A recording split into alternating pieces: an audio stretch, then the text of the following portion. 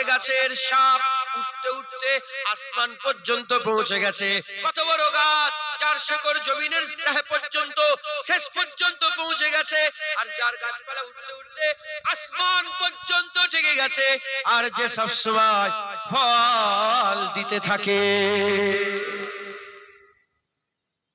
আল্লাহ না করেন, নামাজ তো পড়তে হবে। এখানে অনেকে নামাজ পড়েন না, এরকম যদি কেউ থাকেন, আল্লাহ না করেন যদি কেউ থাকেন, নামাজ পড়লে তার গুনাহ হচ্ছে। বলেন সুবহানাল্লাহ, বলেন বলেন, আবার বলেন, আবার বলেন। 3 বার সুবহানাল্লাহ বললেন। যদি মুমিন হন 3 বারই আল্লাহ ফল দিয়ে দিল।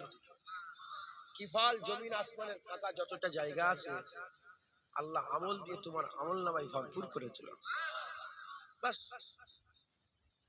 নামাজ পড়িনি তার গুনাহ হচ্ছে, সুবহানাল্লাহ বলছি তার তো সওয়াব হচ্ছে। বুঝতে পারছেন? যদি কালেমা থাকে, ঈমান যদি দিলের মধ্যে থাকে তাহলে ফায়দা, আর ঈমান যদি না থাকে সুবহানাল্লাহ বলে গলার শিরা ফাটিয়ে ফেললেও কোনো লাভ হবে না। আর ঈমান আছে, আমাদের বিশ্বাস আল্লাহ মিথ্যা বলে না, হুজুর মিথ্যা বলে না। যখন সুবহানাল্লাহ বলে একটা পুরা পৃথিবী ভর্তি সব, আমরা ওটাকে মেনে নিলাম, সঙ্গে সঙ্গে পেয়ে গেলাম। জোরে বলেন। তাহলে ঈমান থাকলে তো, ঈমান থাকলে গাছ জিন্দা, ঈমান যদি না থাকে মুর্দা। ঈমান হচ্ছে শেকড়। মুসলমানের ছেলেরা, এর নবীর উম্মত উম্মতিরা, উলামায়ে হযরতরা উদাহরণ দিয়েছেন, ঈমানের উদাহরণ রূহের মতন, ঈমানের উদাহরণ রূহের মতন, আমলের উদাহরণ জিসমের মতন। ঈমানের উদাহরণ রূহের মতন, আমলের উদাহরণ জিসমের মতন। ঈমানের একটা জিসম আছে, ঈমানের একটা জিসম আছে, ঈমানের একটা রূহ আছে। ঈমানের উদাহরণ রূহের মতন, আর আমলের উদাহরণ জিসমের মতন। যদি রূহ ভিতরে থাকে, জিসমের মধ্যে যদি জান থাকে, আত্মা থাকে, সোল থাকে, তাহলে চোখ দেখতে পাবে, কান শুনতে পাবে, জুবান বলতে পারবে, পা দৌড়াতে পারবে, হাত ধরতে পারবে, মুখ কথা বলতে পারবে, মুখ পেট খেতে পারবে। এরকম ভাবে যদি আত্মা বেরিয়ে যায়, রূহ বেরিয়ে যায়, সোল বেরিয়ে যায়, সব থাকবে। সব থাকা সত্ত্বেও বান্দা মরা হয়ে যাবে, মুর্দা হয়ে যাবে।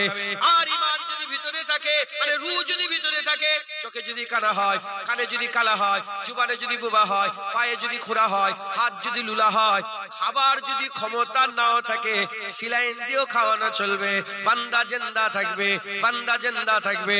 এর উম্মত উম্মতিরা কেউ ফেলে দেবে না, কেউ হাঁকিয়ে দেবে না, তাড়িয়ে দেবে না।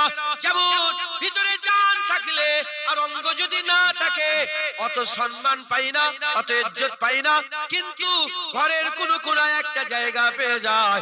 ওই রূপ ভাবে যদি ঈমান নিয়ে মরে যাও, আমল যদি না থাকে, সম্মান যদি নাও পাও, ঈমান থাকার জন্য আমার আল্লাহ জান্নাতে একটা কোনায় জায়গা করে দেবে। যারা হবে না সুবহানাল্লাহ। ঈমান, ঈমান আমাদের মূল, একবার জোরে বলেন। এই ঈমানের একটা দুশমন আছে, সেই দুশমনের নাম কি? শয়তান। আর এর কথা দল বললাম 3টে।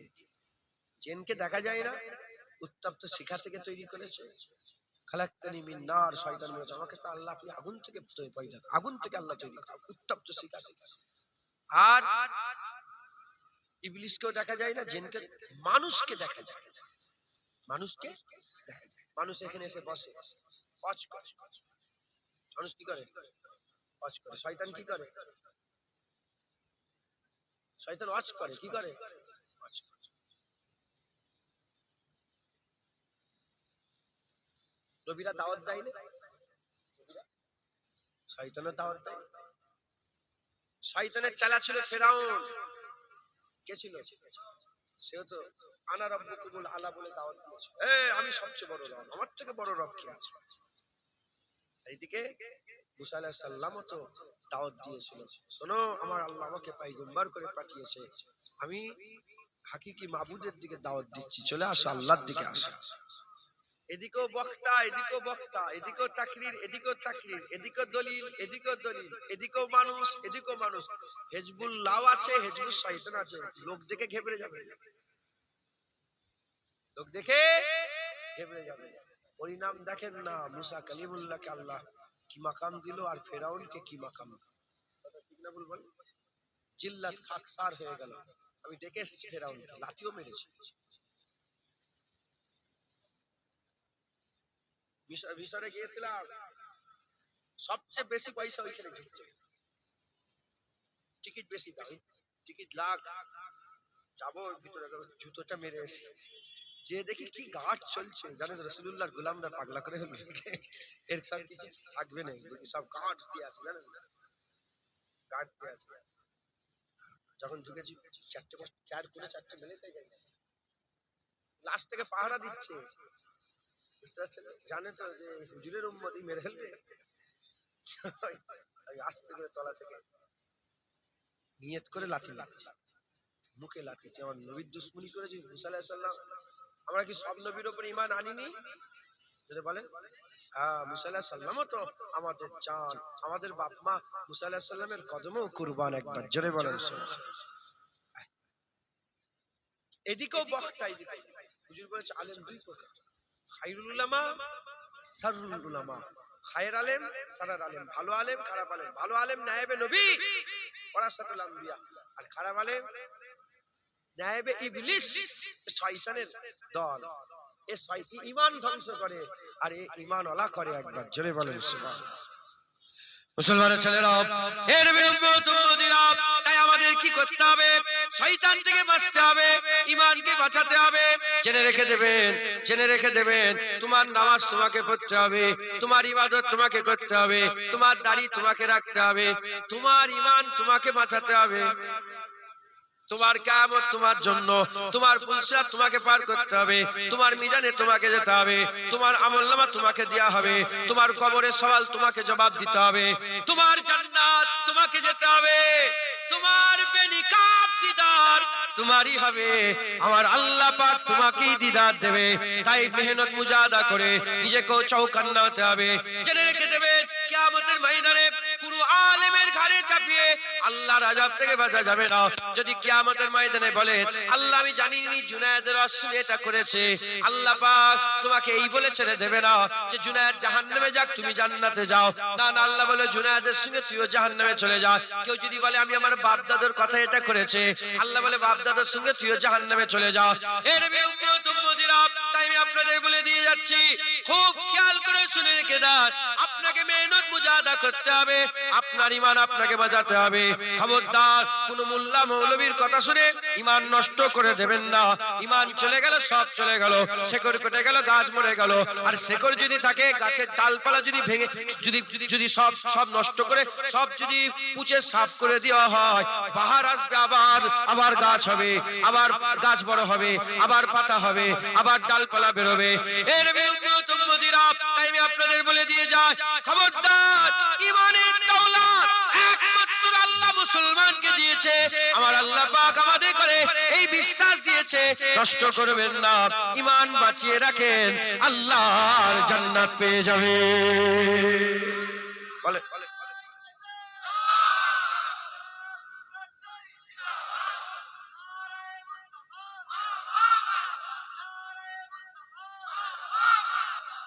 ঈমান বাঁচাতে হয়, বলেন ইনশাআল্লাহ, ইনশাআল্লাহ, ইনশাআল্লাহ। ঈমান বাঁচাতে হয়। কি করে ঈমান বাঁচায়? জেনে রেখে দেবেন, প্রতিটা জিনিসের একটা দুটো দিক আছে। কটা দিক আছে? এই যে মাইক, এর দুটো আছে, একটা জিসমানি আছে আর একটা রুহানি আছে, একটা জাহিরি আছে আর একটা বাতিন। আমাদের মধ্যে একটা জাহিরি আছে, একটা বাতিন। জেনে রেখে দেবেন, জাহিরির থেকে বাতিনিতে তাকত বেশি।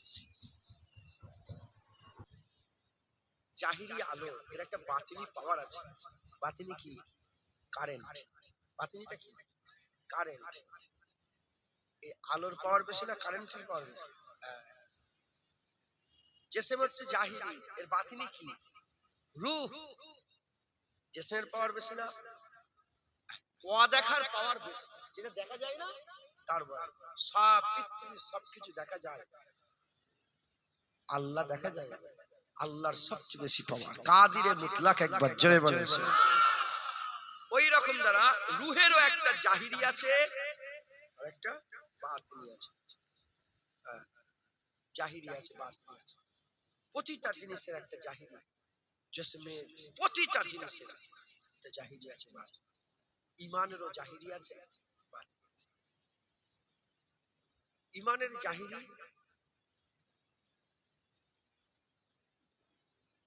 নামাজ, রোজা, হজ, যাকাত, তাসবিহ, তেলাওয়াত, দান, খেরাত, এগুলো। কেউ যদি বলে নামাজ, আমি নামাজ পড়তে, আমি নামাজ পড়ব না, নামাজ বাদ দিয়ে দিবি, ইমান থাকবে?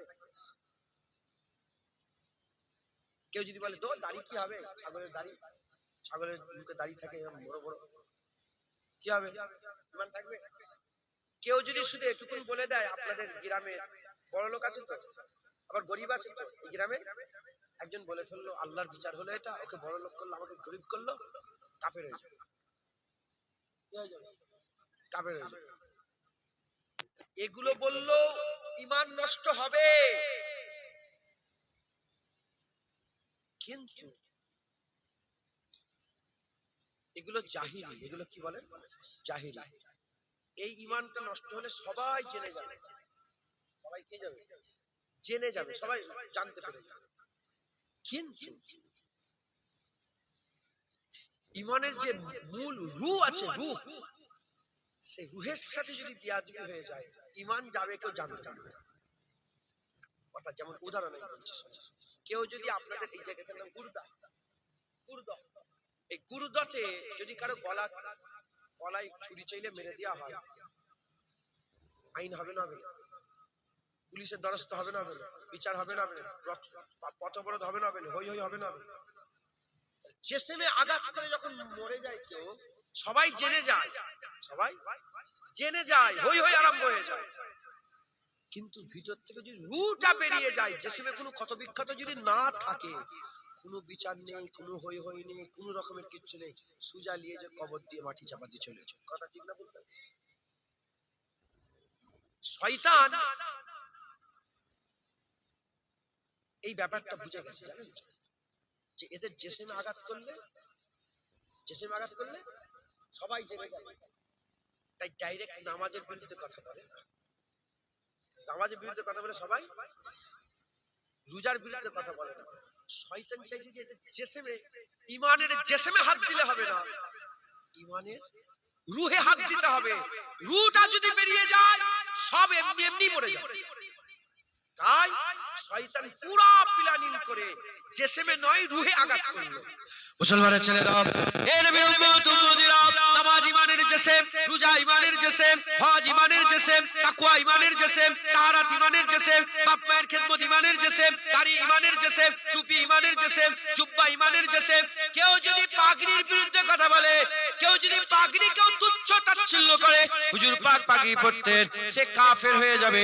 কেউ দাড়ির বিরুদ্ধে কথা বললে সে কাফের হয়ে যাবে। কেউ মসজিদে, হ্যাঁ মসজিদে যদি গালাগালি করে ফেলে, কাফের হয়ে যাবে।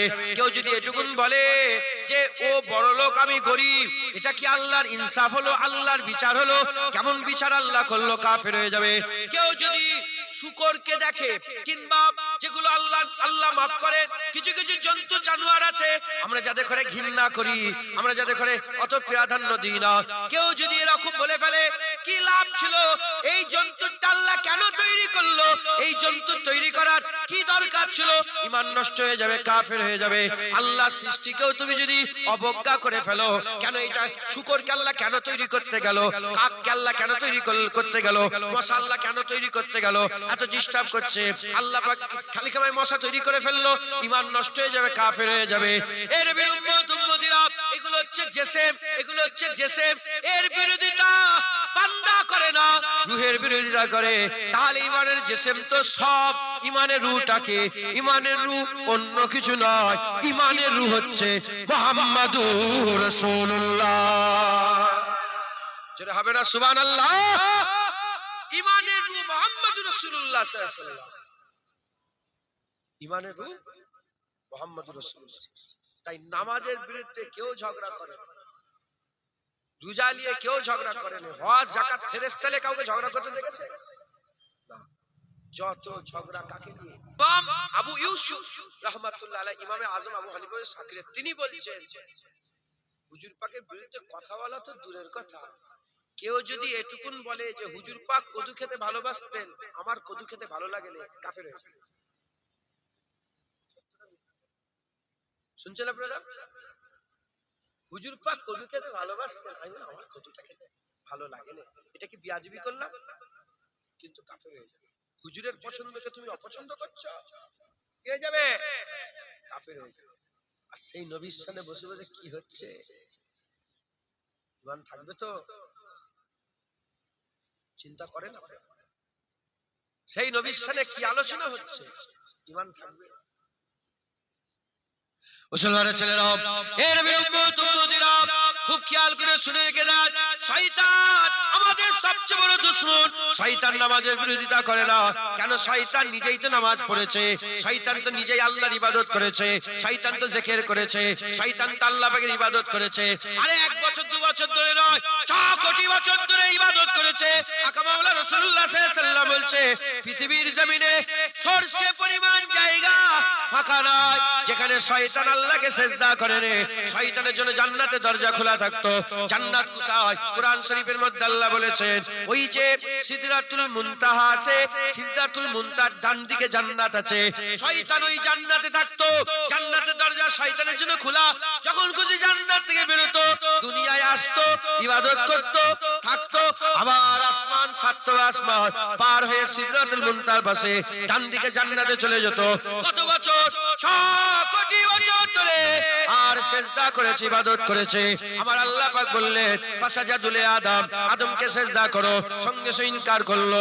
শয়তান জেনে গেল, যখনই শয়তান ইনকার করলো, নবীকে আদব করলো না, আদম আলাইহিস সালাম নবীকে তাজিম করলো না, নবীকে সম্মান করলো না, সঙ্গে সঙ্গে শয়তানের 6 কোটি বছর ইবাদত এক ঝটকায় বরবাদ হয়ে গেল। সে মারদুদ হয়ে গেল, সে শয়তান হয়ে গেল, ইবলিস হয়ে গেল, খাবিস হয়ে গেল, বদমাশ হয়ে গেল, আল্লাহ পাকের দরবার থেকে বিতাড়িত মারদুদ হয়ে গেল। তাহলে এই যে শয়তানের এক ঝটকায় 6 কোটি বছর ইবাদত বরবাদ হলো। কেন বরবাদ হলো? আল্লাহকে সিজদা দেয়নি বলে? না না না, সে তো আল্লাহকে সিজদা দিত 6 কোটি বছর ধরে। একটাই উত্তর, আদম আলাইহিস সালামের আদব করে নে। এই আদম আলাইহিস সালামের আদব না করার জন্য শয়তানের সব আমল বরবাদ হয়ে গেছে। শয়তান জানে যে এদের আমল বরবাদ করতে গেলে, এদের ঈমান নষ্ট করতে গেলে, এদের করে আমার সঙ্গী করতে গেলে, এদের করে জাহান্নামে নিয়ে যেতে গেলে, এদের করে দিও নবীর বিয়াদবি করাতে হবে, নবীর বিয়াদবি করাতে হবে। এরাও যদি নবীর বিয়াদবি করে, এরা আমার দলে হয়ে যাবে, আমার সঙ্গী সাথী হয়ে জাহান্নামে চলে যাবে। তাই শয়তান তার দলবল, তার চেলাচামটা, তার যত শিষ্য আছে, তাদের একটাই লক্ষ্য, মানুষের অন্তরে হৃদয়ে কলবে নবীর মহব্বত বের করে দাও, নবীর তাজিম বের করে দাও, নবীর সম্মান বের করে দাও, নবীর শানে বিয়াদবি কথাবার্তা বলাও, নবীর শানে তাজিমে কথাবার্তা বন্ধ করে দাও। এই জন্য শয়তান নবীর সাথে বিয়াদবি করে, আমাদের করে নবীর সাথে বিয়াদবি করানোর জন্য উৎসাহিত করে। এইভাবে যদি আমরা নবীর সাথে বিয়াদবি করে ফেলি, আমাদের ঈমান নষ্ট হয়ে যাবে। আর আমরা যদি নবীর সাথে বিয়াদবি না করি, নবীর আদব তাজিম করি, আমাদের ঈমান রয়ে যাবে। আর ঈমান রয়ে গেলে হয় ওলি হয়ে মরবো, না হলে আল্লাহ না করেন ফাসিক হয়ে মরবো, কাফের হয়ে বান্দা কোনদিন কবরে যাবে না। জোরে হবে না সুবহানাল্লাহ? বুঝলেন? এই শয়তানের লক্ষ্য বান্দাদের নবীর সাথে বিয়াদবি করা। এজন্য শয়তান আর শয়তানের গিরোহ, হিজবুস শয়তান, শয়তানের দল পুরা একাট্টা হয়ে নবীর সাথে বিয়াদবি করাচ্ছে। আমি উদাহরণস্বরূপ দু একটা কথা বলছি। ফেরেশতারা নূরের তৈরি, কোন দলাদলি হয়? কেউ ফতোয়া দেয়? নবী নূরের তৈরি, এই ফতোয়া শুনে। দ্বিতীয় নম্বর, শয়তান, শয়তান দিলের খবর জানে না, মনের ভিতরে অসুয়াশা দেয় তো, আল্লাহ পাওয়ার দিয়েছেন। হযরতে জালালউদ্দিন রুমি রাহমাতুল্লাহ আলাইহি বলছে, শয়তান দিলের খবর জানে, এটা মেনে নাও। হুজুর তো ওলির কথা বলছে, ওলিরা দিলের খবর বললেই তোমরা মানতে চাও না? নবী দিলের খবর জানে, সঙ্গে সঙ্গে ফতোয়া দিয়ে শুরু হয়ে গেল। তৃতীয় নম্বর, শয়তান কটা, ইবলিস কটা? আমেরিকাতে নেই, এখন আমেরিকাতে নেই, লন্ডনে নেই, আফ্রিকাতে, সারা বিশ্ব, আমাদের গুরুদহাতে আছে না নেই? শয়তান সব জায়গায় আছে। আর আমরা যদি বলি রাসূলুল্লাহ হাজির নাজির, আমার রাসূলুল্লাহ আল্লাহ চাইলে নবী এখানে হাজির হয়ে যেতে পারে গুরুদাহতে। আল্লাহ চাইলে নবী এখানে হাজির হতে পারে, সঙ্গে সঙ্গে কি হয়ে যায়? হ্যাঁ, দেখেছে 4 নম্বর। শয়তান দেখতে পাই না আমরা এখানে? শয়তান দেখতে পাই? আরে শয়তান আমাদেরকে দেখে না? শয়তান একটা তো, ইবলিস তো সব জায়গায় দেখ, সবাইকে দেখছে তো। হ্যাঁ, পাওয়ার আল্লাহ দিয়েছে। শয়তান দেখে, কোনো ফতোয়া নেই। আর যখনই বলি আল্লাহ চাইলে রাসূলুল্লাহ দেখে, আল্লাহ চাইলে রাসূলুল্লাহ দেখে, ফতোয়া শুরু হয়ে যায়। শয়তান বড় আলেম, মুআল্লিমুল মালাকুত, কারো ফতোয়া দেয় কেউ শয়তান। আর যখনই বলা হয় রাসূলুল্লাহকে আল্লাহ সবচেয়ে বড় ইলম দিয়েছে, সঙ্গে সঙ্গে রাসূলুল্লাহ তো নিরক্ষর, বলে আলিফ বে জানতো না রাসূলুল্লাহ। এই শুনছেন, আপনারা বিরক্ত হয়ে যাচ্ছে।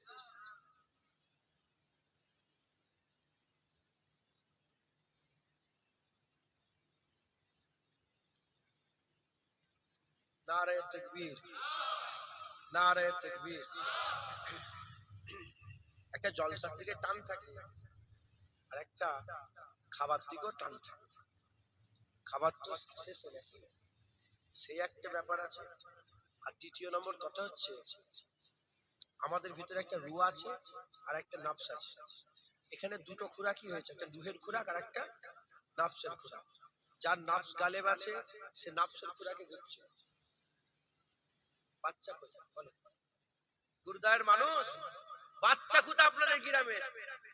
একটা, দুটো। আর আজান দেয় না আপনাদের মসজিদে? কেউ বলেছে কোনোদিন যে এরা আজান দিয়া বন্ধ করতে বলো, গানের শুরু হয়ে যাচ্ছে? এই বিয়াদব উঠলি কেন? তোর কান মুলে দেবো বিয়াদব করে, বস। শয়তান কোথাকার।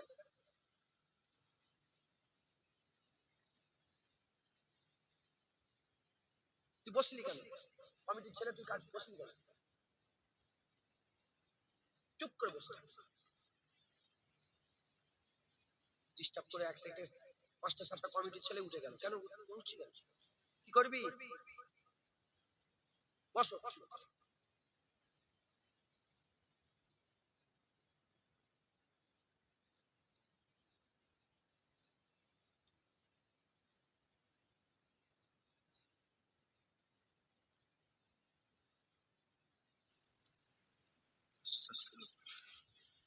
যাও যাও যাও, যাও যাও যাও না, কিছু মনে করো নি, যাও যাও যাও যাও।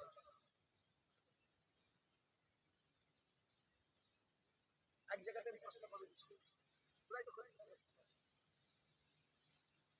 বসতেই কে বলেছে? আমার 4টে লোক থাক, ভালো লাগছে। আল্লাহ কোয়ালিটি পছন্দ করে, কোয়ান্টিটি পছন্দ করে। এক গান কি হবে? এক গান 4টে লোক। হযরতে সাবের পাক কালিয়ানীর নাম শুনেছেন?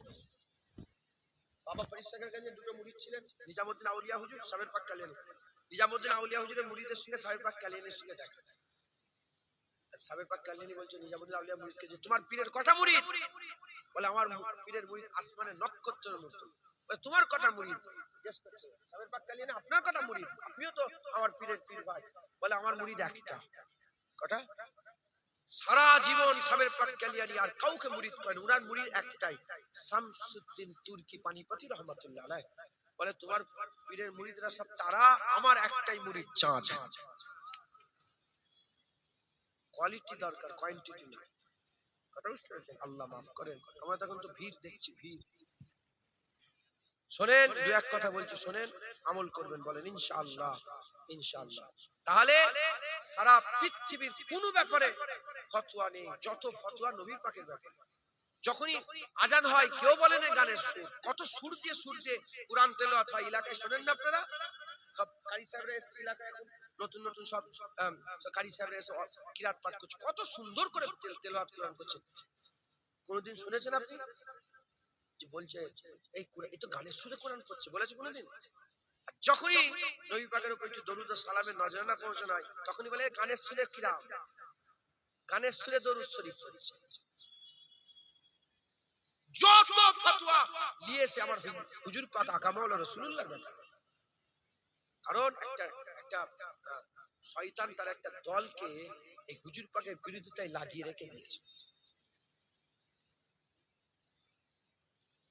এর কাছেও দলিল আছে যে রাসূলুল্লাহকে মাটি বলে, আমাদের মতন মানুষ বলে, হুজুরের ইজ্জতকে ছোট করতে চায়, তার কাছেও দলিল আছে। আর আহলে সুন্নাতুল জামাতের কাছেও দলিল আছে। অতএব আপনারা নিজেদের ঈমানকে যদি বাঁচাতে চান, আকা মাওলানা রাসূলুল্লাহ সাল্লাল্লাহু আলাইহি ওয়াসাল্লামকে মহব্বত করেন, হুজুরকে ভালোবাসেন, হুজুরের মহব্বত, হুজুরের তাজিম, হুজুরের সম্মান, হুজুরের উৎপাদ দিলের মধ্যে রাখেন। ঈমানের রূহ আমার আল্লাহ মুহাম্মদুর রাসূলুল্লাহকে করেছেন। একবার জোরে বলেন, আর একটু জোরে হবে না সুবহানাল্লাহ? মুসলমানের ছেলেরা, এর বিরুদ্ধে উম্মতিরা, সাহাবারা এই সিক্রেটটা জেনে গিয়েছিল, এই গোপনীয়তাটা সাহাবারা জেনে গিয়েছিল। এজন্য সাহাবারা আকা মাওলানা রাসূলুল্লাহর কদমে বাপ কুরবান করে দিয়েছে, আকা মাওলানা রাসূলুল্লাহর কদমে মা কুরবান করে দিয়েছে, আকা মাওলানা রাসূলুল্লাহর কদমে নিজের বেটাকে কুরবান করেছে, আকা মাওলানা রাসূলুল্লাহ সাল্লাল্লাহু আলাইহি ওয়াসাল্লামের কদমে নিজের জানকে কুরবান করেছে, আকা মাওলানা রাসূলুল্লাহ সাল্লাল্লাহু আলাইহি ওয়াসাল্লামের জন্য সমস্ত কিছু জানমাল কুরবান করেছে। এর বিরুদ্ধে হযরতে তালহা বিন উবাইদুল্লাহ, আবু তালহার খবর নিয়ে দেখে যাও, ওদের ময়দানে হুজুরকে তীর মারা হলো। হুজুর 72 থেকে 80টা তীর খেয়েছে, 72 থেকে 80টা তীর খেয়েছে, কপাল ফাটিয়েছে, মাথা ফাটিয়েছে, হাত কেটে সল হয়ে গেছে, হাত কেটে আর লড়াচড়া করতে পারে না। হুজুর পাকে গাঁট দিয়ে পাহাড়ের কিনারায় নিয়ে গেছে। পাহাড়ের কিনারায় নিয়ে যাবার পরেতে হুজুর পাক বলে, এ আবু তালহা, আমি উপরে উঠতে চাই, আমি পাহাড়ের উপরে উঠতে চাই। ওই সময়তে অন্য কোন সাহাবাকে দেখেন না, আবু তালহা ওই অবস্থাতে ইয়া রাসূলুল্লাহ, আমার পিঠের উপরে পা দিয়ে উপরে উঠে যান। এত মেহনত, এত খিদমত করার পরেতে হুজুর আর সহ্য করতে পারেন না। মানুষ ছিলেন তো, হুজুর আমার বেহুশ হয়ে জমিনের মধ্যে পড়ে গেলেন। যখন বেহুশ হয়ে জমিনের মধ্যে পড়ে গেলেন, জমিনের মধ্যে পড়ে যাওয়ার সাথে সাথে আর উহুদের ময়দান যখন শেষ হয়ে গেল, আমার রাসূলুল্লাহ বলে, আবু বকর সিদ্দিক, আবু তালহার খোঁজ লাও। আবু তালহা কোথায় গেল দেখো। আবু বকর সিদ্দিক খুঁজে আবু তালহাকে খুঁজতে আরম্ভ করলো। কিছু সাহাবা বলল ওই জায়গায় আছে। হুজুর আবার উল্টে দেখে আবু তালহা হুজুর বেহুশ অবস্থায় পড়ে আছে। আবু তালহা হুজুরের মুখের মধ্যে, হুজুর আমার মাস থেকে পানি বের করে একটু মুখের মধ্যে ছিটা দিয়ে দিলেন।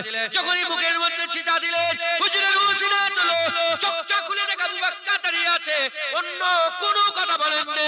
চোখ খোলার সাথে সাথে বলে, মা ফাআলা রাসূলুল্লাহ, বলো আমার আবু বকর, বলো হাবিবুল্লাহ কেমন আছে?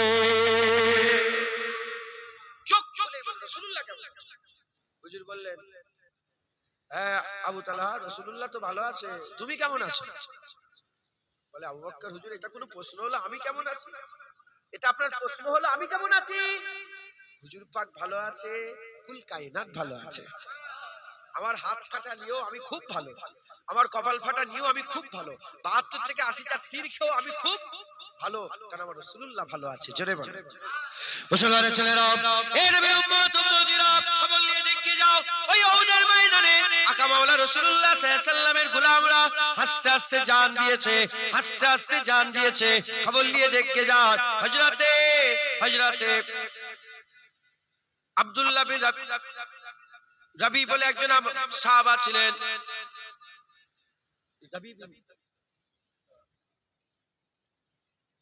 আমার ঠিক নামটা মনে পড়ছে না। উনি আল্লাহ, ইন্না লিল্লাহি ওয়া ইন্না ইলাইহি রাজিউন, আল্লাহ মনে করে দেবেন ওই সাহাবা।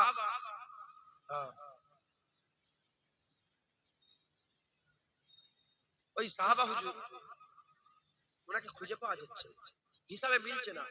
70টা শহীদ লাশ মিলেছে, আর হানজালা হুজুর তো হুজুরের 4 জন ছিলেন, লাশ মিলেছে, সবাইকে মিলেছে, কিন্তু একজনকে পাওয়া যাচ্ছে না।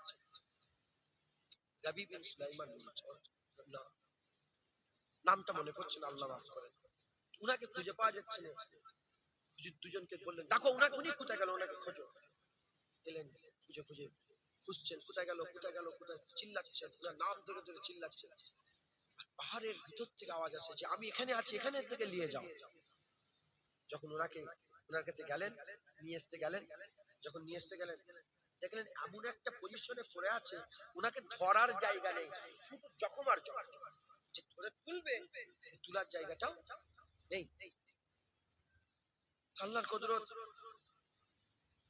জাকমক করে তুলে বললেন, বলো তুমি কোথায় যাবে? ওনার বিবি ছিল, ওনার ছেলে ছিল,